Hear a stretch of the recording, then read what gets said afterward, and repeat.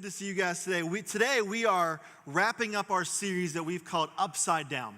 And for the last 7 weeks or so, we have been walking through and exploring Jesus' most famous teaching, the Sermon on the Mount.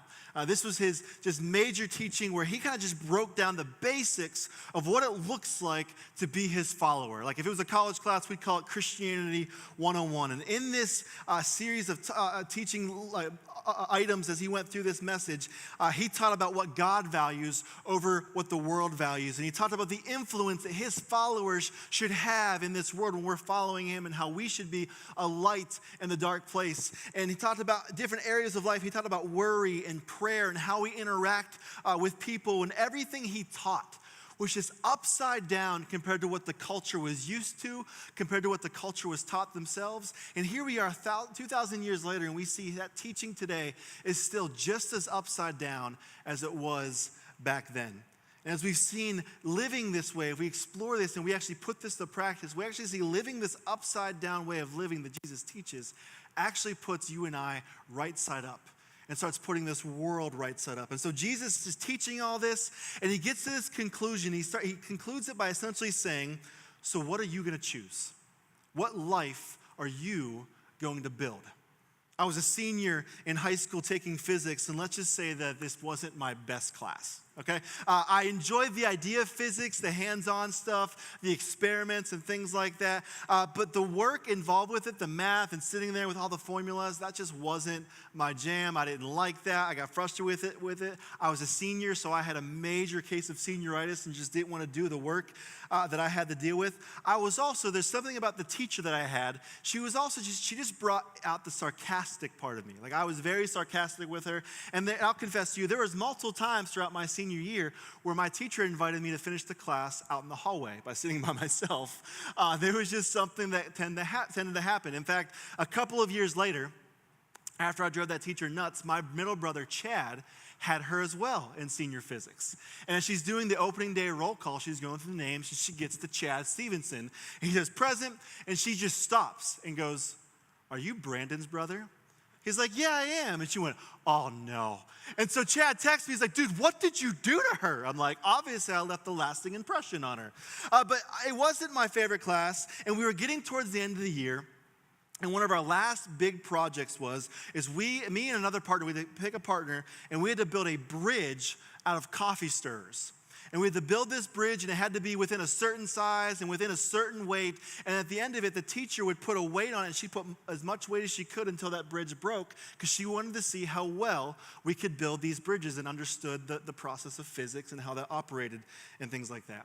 At this point in the class of the year, I had the second worst grade in class.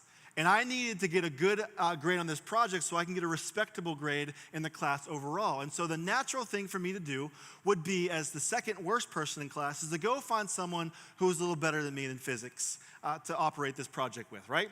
No, I did the really smart thing, and I partnered with the kid with the worst grade than I had. And so the two worst kids in class, me and a friend of mine named Matt, our teacher actually saw us partnering up, and she says, no, you guys can't be together. This is not going to go good for you. Split up, find somebody else. And we argued because that's just what we did. And we said, no, we got this. You know, we're gonna do really well. She's like, okay, it's your grade. It's your failure. Whatever you want to do, it's yours. And so me and the two worst kids in class, we partner up for this project, and we start working on it. And something cool happened, because we realized both of us, even though we couldn't stand the work involved, we didn't like the formulas and things like that, both of us loved figuring out, okay, how do we build this thing? And he and I put our heads together, and by our powers combined, we made up one maybe decent physics brain together, and we started building this bridge, and we started figuring out the process of what's going to help it. And we learned that most of the weight that's going to happen is going to happen at the base of that bridge. We learned that when that bucket was attached to it, it started hanging from that bridge. She put weight in it. All the pressure, all the tension was to be more focused on the bottom part of the bridge rather than the top part of the bridge. So we said, we need to put our focus there. We need to put most of our weight, most of our energy, most of our construction at that base of that bridge. And so we put this bridge together, and seriously, people looked at us like, what are these two kids doing? This is going to be funny. And so we get to the point where we test these bridges. And Matt and I are up, and we hand our teacher our bridge, and she literally says, this is going to be fun. Thinking it's going to be a mess, it's going to break quickly, and she tests our bridge. And one of the most glorious moments of my life, Matt and I came in second place in that physics project. It was awesome. And our teacher just looked at me. I think my favorite part of that was her look at us after we did so well. It kind of made getting kicked out of class worth it to me. It was like my moment of like, you didn't do a bad job. You taught me well. But I look at that, and the reason I share this story is it's kind of like a microcosm to our lives. We are all given these resources, these teachings, these options and ideas to build the life that we choose within the resources and teachings and options and ideas that we have. We have the freedom to choose the direction we take in the life that we build. And Jesus understood this. It's the big reason why God sent him. The world had been choosing its own path and building its own life, and it wasn't leading to the true life that God designed us to have. So he sent Jesus to come and show us that there's a better way, there's the best way, and it's life through him. It's the upside down way. And so at the end of this teaching at the Sermon on the Mount, Jesus essentially asked this question that we all have to answer. And that question is this: what life are you going to build? He teaches that God's values of mercy, humility, peacemaking, and even being persecuted for your faith is greater than anything the world has to offer. He teaches that living these values will cause you to be a light in the dark place, and it will lead us to have a better faith. It will lead us to have less worry. It will lead us to have the type of life that God designed us to have. But then Jesus says, this is something you have to choose. And he starts off his conclusion by saying this in Matthew 7, 13 and 14. He says, enter through the narrow gate. For wide is the gate and broad is the road that leads to destruction, and many enter through it. But small is the gate and narrow the road that leads to life, and only a few find it. So Jesus starts off by comparing this moment for us to choose by two gates and two roads. One is this big wide gate with the wide, easy-looking road to travel on. The other is a small, narrow gate with a narrow road that doesn't look easy to travel on at all. And we choose which one we go on. And Jesus tells us, he teaches, choose the narrow road, the one that looks more difficult. You see, our natural inclination as people, as humans, is to choose the one with the wide gate, the wide road, because that road looks easier, it looks more convenient. In fact, Jesus says that many choose that wide road over the narrow road because naturally we want carefree, we want non-demanding, we want to do whatever I want type of a life as we chase and choose our own happiness. So why choose the difficult path when the other one looks so much nicer and so much easier? Well, the upside down thing here is that Jesus says that in choosing the one that looks more difficult and suggests that more trouble will be found, this one actually leads to life. The easy one actually leads to destruction. And what Jesus is getting at there is that when we choose the wide gate and wide road, we're doing so with ourselves in mind. We're doing so with our own comfort, with our own safety, and with our own design of happiness involved. And so no matter what Jesus says, he says when we chase after the wide road, we're doing so with us being first. Then he says when we chase after something that's more narrow, hey Scott, give me some water, man. He says when we chase after the narrow road, it's there that it looks more difficult, it looks more dangerous, but it's in that we find life. Because in that we find Christ. It's in that we find purpose. So our natural tendency is to go after the wide road, but this leads to brokenness. But the narrow road is forgetting our own desires and saying, okay, God, this seems more difficult, but I'm going to trust you in this. I'm going to try this upside down way of living. It's on that road that our hearts are for God and ourselves. Jesus says, choose the narrow road over the wide. Choose his way over the world's way. And let's give it up for Scott right now. He's saving me right now. So thanks, buddy. All right. That's a little better. So then Jesus teaches that wide versus narrow. And then he gives this warning directly after that. And you know he knows what he's doing because he knows the life that we're about to head out into. He says in Matthew 7, 15 through 21, he says, watch out for false prophets. They come to you in sheep's clothing, but inwardly they are ferocious wolves. But by their fruit you will recognize them. Do people pick grapes from thorn bushes or figs from thistles? Likewise, every good tree bears good fruit, but a bad tree bears bad fruit. A good tree cannot bear bad fruit, and a bad tree cannot bear good fruit.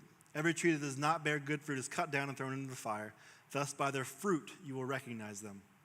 Not everyone who says to me, Lord, Lord, will enter the kingdom of heaven, but only the one who does the will of my Father who is in heaven. So in the midst of saying choose the narrow road, he says now to watch out for false teachers, which is kind of interesting. It's like, hey, choose this road, but in the midst of that, pay attention. because there's going to be some false teachers along the way, because Jesus is here teaching the way to life, and he knows that people are going to come to try to throw us off of that. While Jesus is trying to build us up and give us this life that God intended for it, Satan wants to use others to break us down and tear us apart from what Jesus is building. Jesus calls these people false prophets or false teachers, people who teach things that may seem good on the surface, but they don't line up with what God has to say. Now, for us, it's easy to recognize if we're comparing Jesus' teaching to somebody else, it's easy to recognize a blatant false teacher. Like if someone says to you, don't worry about serving somebody else, don't worry about loving other people, just focus on yourself, just serve yourself, it's all about you. Like obviously it goes against what Jesus teaches. That's very easy to recognize. It's easy for us to pay attention to. But what happens is usually where we get thrown off. It's usually where the tension starts to mount is not someone who's just blatantly opposite of Jesus. It's someone who's just kind of slightly off of Jesus and says something along the lines of, it's good to serve others. It's good to love people. It's good to love your neighbor as yourself, as Jesus teaches. But you know what? In your season of life right now, you've had a couple of tough months, tough year. You should just focus on yourself right now and just make sure you're good. Take care of yourself right now. And after you're good with yourself, then you can help serve and take care of other people. Serve yourself for a while, and then you can get back to serving others. That sounds good, right? That sounds like something we probably all been told. Like people have told me in the midst of tough moments of my life, like, hey, take care of yourself right now, then go back to worrying and serving other people. That sounds good, except it's not the way of Jesus. Nowhere does Jesus ever teach us to say, you know what, just focus on yourself right now, don't worry about other people. Because Jesus knows true life and true purpose is not found in just focusing on ourselves. It's found in our heart to love and serve the people around us. It's there where even in the midst of our difficult situations in life, we'll find hope, we'll find faith, we'll find love, we'll find purpose in the midst of all of that. And we can easily see that taking place. If you've experienced it, you understand. And so Jesus is saying here, pay attention to this because there's going to be things that sound good but don't line up with the values that God has. It doesn't line up with the teachings that I'm giving you. And so if you ever want to see and know, what do I do about this? How do I know what a false teacher looks like? The Bible says test it. 1 Thessalonians, Paul writes in 5:21 and 22, he says, but test them all, hold on to what is good, reject every kind of evil. And this is the beauty of what I think the Sermon on the Mount brings us. And it's been a reminder for me for the past 7 weeks. Is we've encouraged people throughout this time is each day, take a moment and just read the Beatitudes, God's values in Matthew 5, how he starts off his sermon. Just read them each day. And try to think about them, meditate on them, and try to live them out. Because we see those values, we see how it's upside down, but we see how this is actually bringing us life. And so one of the ways we can see if someone, we're living a wrong way or hearing a wrong teaching is if it goes against what God's values are. The beauty of the Sermon on the Mount is that kind of gives us this guideline of saying, okay, does this line up with the way of Jesus? And what I'm doing right now, or is what my heart desiring right now, is aligning up with what Jesus calls us to live in this Sermon on the Mount. So we test them. And Jesus says that the fruit in our lives that we produce, this will be evidence of that. A life following Jesus will produce things like love, joy, peace, patience, things of that nature that the Bible talks about, that tells us that when we follow Jesus, these are the things that our lives will show. And I'm sure you've seen this in other people. You can recognize that in other people. And Jesus says when we see that, when we experience that, that shows us that we are the other person. They're following Jesus and they are walking in that narrow path, the upside down way of life. Now that doesn't mean perfection. It doesn't mean that when we follow Jesus, everything's perfect and we always produce love, always produce joy, always produce peace. We have moments of brokenness, that happens. But in that, we'll still see the fruit of God working in us and transforming our lives.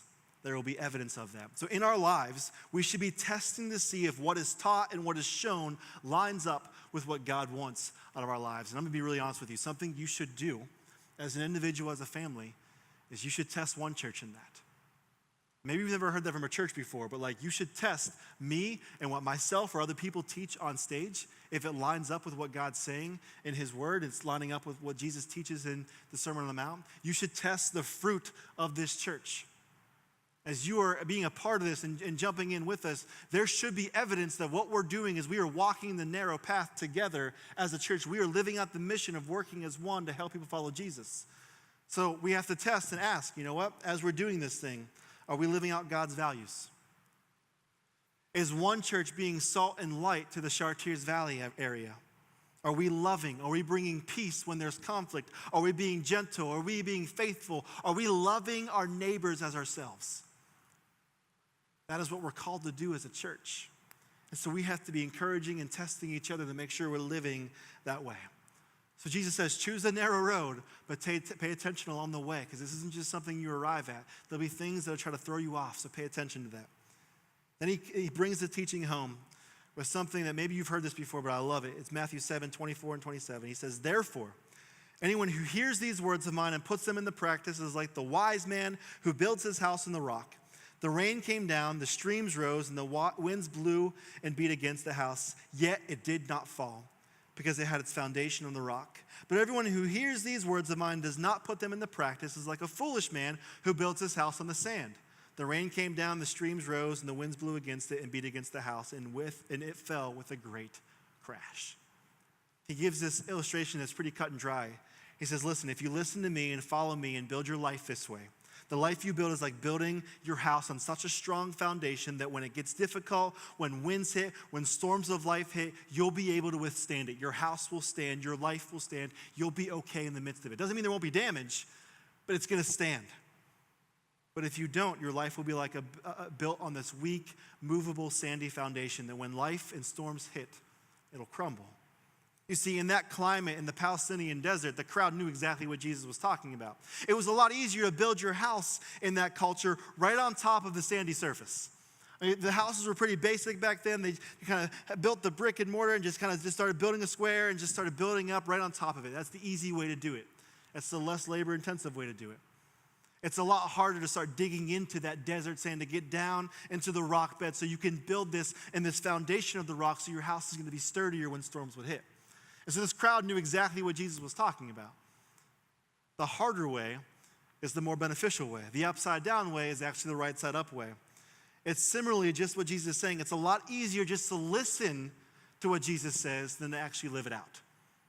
To live it out means we have to work at it. We've got to dig into the ground, into our lives, to build our lives on the rock rather than just the sand.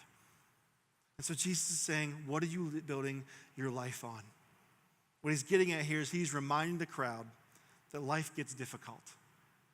And that's something I think we all need to know regardless of whether we follow Jesus or not. Life hits, storms hit. None of us in this room are ever safe, from difficulties that take place in life. And sometimes I think what happens is when we think of this idea of trusting God and following Jesus, we think that everything's perfect after that. We look for that. But when things aren't perfect, that's when we start stumbling and breaking down and our lives begin to crash because we're building on the sand thinking that everything's going to be perfect. But we need to know that when we follow Jesus, things aren't going to be perfect. So we have to trust. We have to dig deep and build our lives on the rock, on the truth, and live it that way. You see, our faith is revealed in the storms of life. Our trust in God is not necessarily evident by when things are going good, but rather when things are going difficult. It's when life hits hard that we see where our faith, where our lives are really built on. Is it in God or is it in something else? And Jesus is saying is when you trust and follow him, we are building our lives on the rock. It's sturdier, it's stronger, and when storms of life hit, it'll do some damage, but we'll be able to withstand it. We'll be okay. But if we ignore it and don't follow, our lives aren't built on something solid. It's built on something that will shift and fail when the storms hit. And so that Jesus wraps up this teaching and he left the crowd in awe of what he was saying. This whole list of things that he's taught in like one afternoon or whatever it was. Imagine like what we've been talking about for 7 weeks now in like one afternoon. Like it's exhausting. It's like drinking through a fire hydrant. And so he leaves the crowd in awe. As upside down as all of this was, they saw Jesus as someone who had authority and someone who knew what he was talking about. And they saw the fruit and more started to follow him. And the question for us today is, are we left in awe of what Jesus said? And we have to answer the question is, what house are we building? What path are you taking? Who are you trusting? You see, at the end of Jesus' most famous teaching, we're all left with that same question, which life am I choosing to build? At the end of Jesus' most famous teaching, he leaves us with that choice, the choice of what we're going to do with our lives. You see, we spend our entire time on this planet building the lives that we lead, the lives that we've been given to us. From an early age, we're taught to dream big, work hard, get good grades in school, go to college, work in a field that you like, get married, have children, save for your future so you can retire and finally enjoy life at the end. Everyone is told to build that same life. Now, all in those things in and of themselves are not bad things. Let me just be clear. God designed us for work. He designed us to play a part on this planet. He designed marriage, and it's a good thing. He told us to have children, to be fruitful and multiply. These are good things. These aren't bad things. However, they're not the most important things. The problem is that we've taken these good things and made them the important things, the most important things, and we've taken the most important thing, Jesus, and made him less important in our lives. And that's where these things start getting flipped the wrong way. The way we're told to live our life is do whatever we can to make our lives better and be the best that we can possibly be, to be as happy as we possibly can be, to get the better job, to get the spouse, to be happy, have kids, they said. It'll be fun, they said. And for the most part, it's fun, but sometimes it's not. Work real hard, they said, so you can retire one day, and that's life's goal. But here we are now, and we've been taught this, and we've been living this out in our country for decades and decades and decades, and here's what we've learned. The jobs don't fulfill us. People work just so they can hopefully retire. Then they retire and realize, I need to do something with my life because this is boring. This is kind of purposeless. We're lonelier than we've ever been before. Our divorce rate is still sitting around 50%, Christians and non-Christians alike. Americans are actually having less kids than ever before for a variety of reasons. Good, fulfilling relationships and friendships are becoming fewer and farther in between. We're more depressed than ever. We're more medicated than ever. We're more worried than ever. Life isn't measuring up to what we thought it should be. And I'm willing to bet that all of us have experienced that tension in some area or multiple areas of our lives. And the question is why? Because we're missing the point. We've taken the good things and made them the most important while taking the greatest thing and making it less important. And that's God. This is why Jesus came to flip it all upside down. This is why his Sermon on the Mount is so important, because through it, he starts going through everything the people of that culture went through. And it's the same thing we go through in our culture. It's still stuff we deal with today. He starts breaking it all down to show us a better way. He shows us the values to live by. He says that life isn't about us, but about loving God and other people. It's about being the light in the darkness. It's about authentically building a relationship with God and not just going through the motions on Sunday morning at church. Because that's what we're supposed to do in our culture. Just go there, do your thing, and be done with it. Jesus said life isn't about that. It's not about your status. It's not about your clothes. It's not about your money. Life isn't about the things you worry about because you're not in control to begin with. Life isn't about breaking other people down, but building them up, actually. All these things Jesus talked about flipped everything the world taught and those people in it upside down. And it should do the same for us today. But in the end, we choose. So what life are you building? Is your life built on the rock, or is it built on the sand? To help us kind of figure out where we are, there's a pastor by the name of Don Wilson. And he says there are three types of people, and I think this will help us understand kind of where we're at maybe today. The first person is this. It's the person who loves God and puts God first. The first person is someone who loves God and puts God first in their life. These are the people who trust God's way of life is better than any other way of life they can live. It's those that choose the upside down way of living. It's those people who have put their faith in Jesus and work each day to follow him. It's those that in every direction, every goal, every dream, everything in their life, it's looking to put God first in it. Maybe that's you. Maybe it's someone you know. These are the people who are building their house on the rock. And if you've talked with them, you've experienced it with them, you know who these people are because you see the fruit in their lives. You see the faith, you see the patience, you see the love. You see in the midst of life going just hectic and chaotic for them, they're still trusting in Jesus, and that's getting them through those crazy, difficult times in life. Those who love God and put God first. Then there's the people, which is a difficult one, but it's those who love God but put themselves first. The second person is one who loves God. God is important to them. They believe that God loves them and they love God, but in reality, they put themselves first. God is more of a thing that's in the background that gives them morals, and they go to him when they're in trouble, but they as an individual, they are number one. They put themselves first.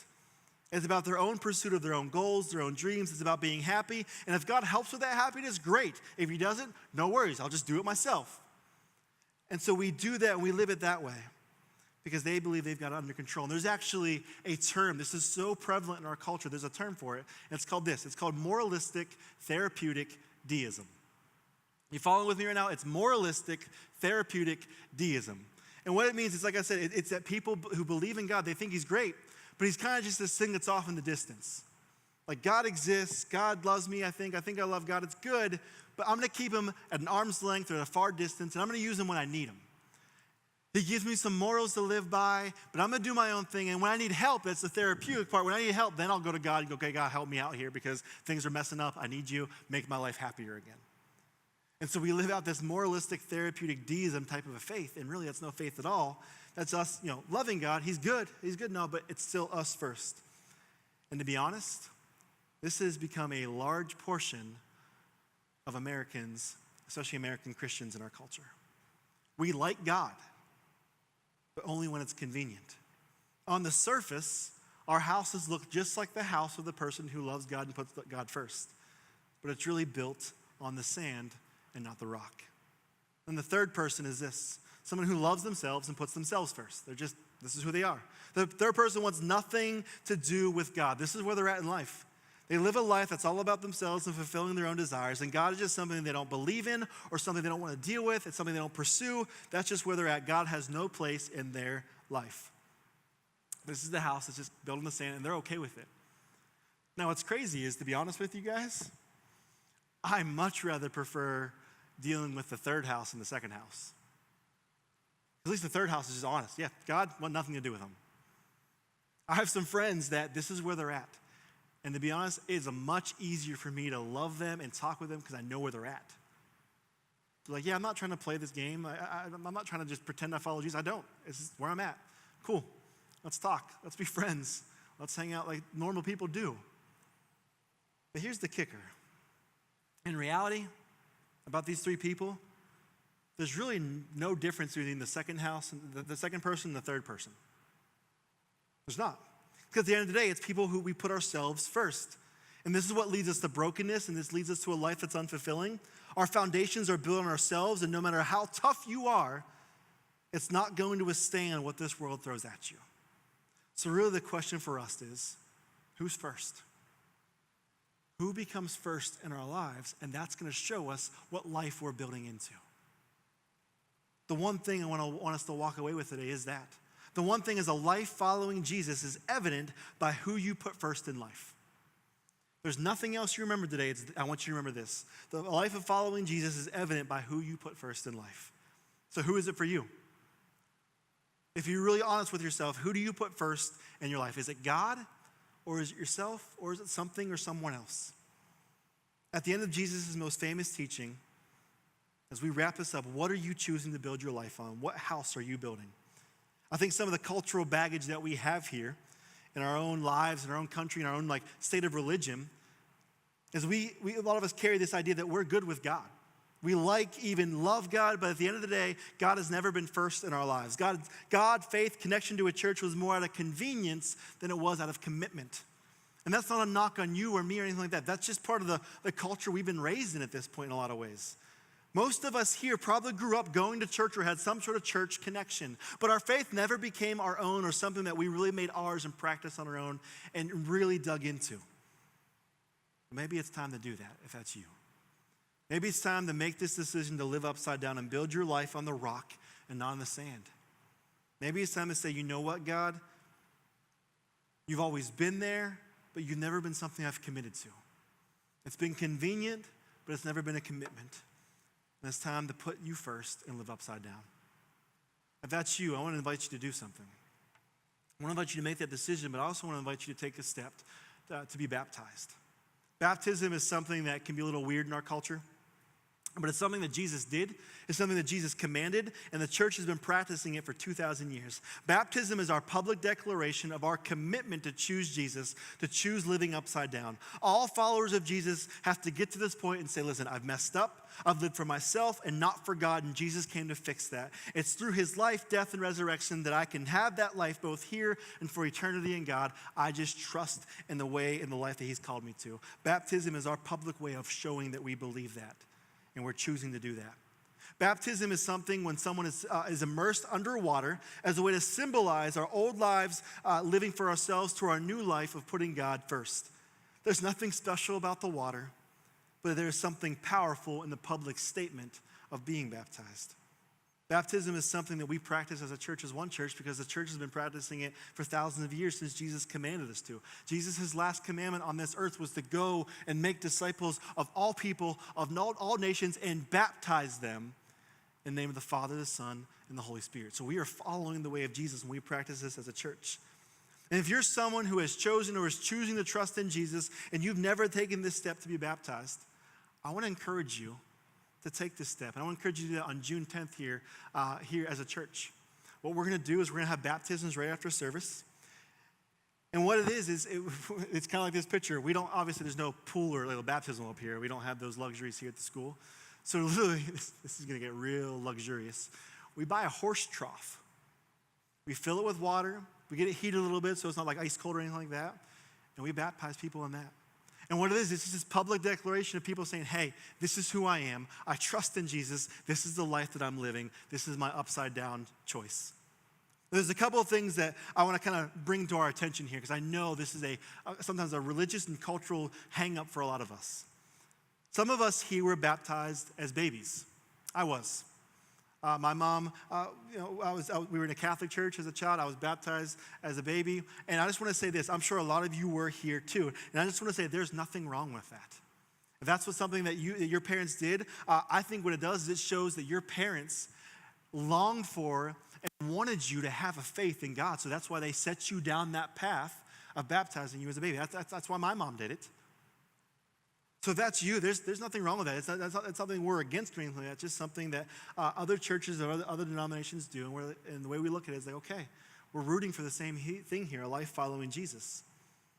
But however, I do want to say in the Bible, every time we see baptism, we see people making the decision on their own as a personal statement. It's theirs. And so they make that decision to be baptized on their own.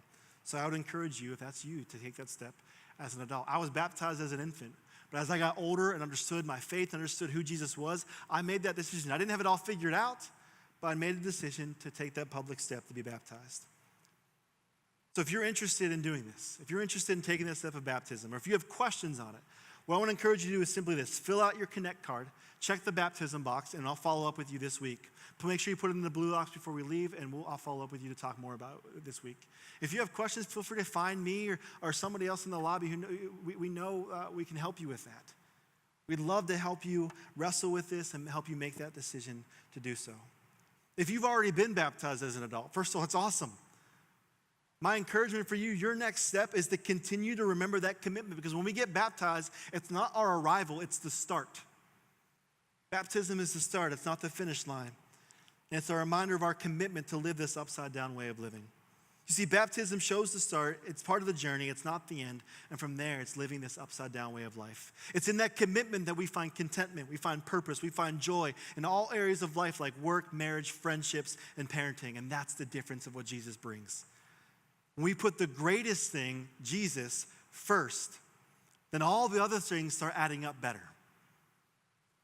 All those different categories start bringing more fulfillment. It's when we get those backwards that things start breaking down. In fact, this is the reason why we're starting our brand new series next week that I want to invite you back to, called Local Construction. We're doing this series, number one, because 90% of Pittsburgh right now is under construction. It's annoying. There's potholes and everything everywhere. But I think it shows what life looks like following Jesus. Because as annoying, as inconvenient, as difficult as local construction be, it's the same thing that happens in our lives when we trust Jesus. Following Jesus just isn't a one-time decision and then acting like nothing happened. To truly follow Jesus, we have to submit to all areas of our life over to Jesus to let him work on that. And that's what that local construction is. It's annoying, it's frustrating, but God's working. And at the end, it's going to be better. So playing off this idea for the next month as a church, we'll be going through this series, and we're going to hit topics like work and parenting, marriage and friendships. And next week, we'll kick it off with ourselves. I want to encourage you to come back and commit to this series. And I'm going to encourage you to do this. Don't come alone. Because there are people in your lives that need to hear this just as much as you and I need to hear it. To experience and hear and explore the loving grace that Jesus has for them and how he wants to come into our lives and work on it to show us there's a better way. So I'd love for you to be there with us next week. As we close out this Upside Down series, the reason why I think it's so important, why we went through this, is it shows us what our lives can look like. That if we choose upside down, it may look difficult, it may look narrow, it may look dangerous, but in the midst of it, we find life through Jesus. We get flipped right side up. Never was that more evident than through Jesus. It's in the life that he came and lived and died to give us. It's through his resurrection that we have this opportunity. The reason we say yes to Jesus, we have the opportunity to, is because he first said yes to us. So each week as a church, we remember that through communion. It's at the cross that we remember that we didn't choose God. He chose us. It's because of that we have a choice to choose him back. So each week, we pass out our communion. And if you're newer here, I'm going to encourage you to hold on to that, because after this next song that we worship with, I'm going to come back and we take communion together. Because we're one church. And together we practice this thing that people have been doing since Jesus instituted it right before his death, to remember what he's done for us. And to me, my favorite part each week is when we take communion. It's there that it reminds us no matter what our background, our baggage, our beliefs, or behaviors are, we have a choice to choose Jesus because he first chose us. Let's pray. Father God, thank you so much for today, this morning, and this series in your son and what he taught us through his Sermon on the Mount. And God, it's upside down. It looks messy. It looks dangerous. It looks narrow. But God, in that we find life. Help us to trust that. And God, I pray if there's someone in this room right now, they're wrestling with it, or maybe they're watching online. God, I pray as they're wrestling with this and they're saying, God, have I been putting myself first? And if so, I want to put you first. God, help them to trust you in that. And God, if there's someone here who's never taken that step of baptism, but they're wrestling with it right now, should I do this or should I not? God, help them to remind them that it's the start. It's the trust of saying, you know what, this is going to be different. It's going to be upside down, but I'm trusting you in this. God, help them to make that decision today. God, thank you for choosing us first by sending Jesus. God, help us to choose you. It's your name we pray.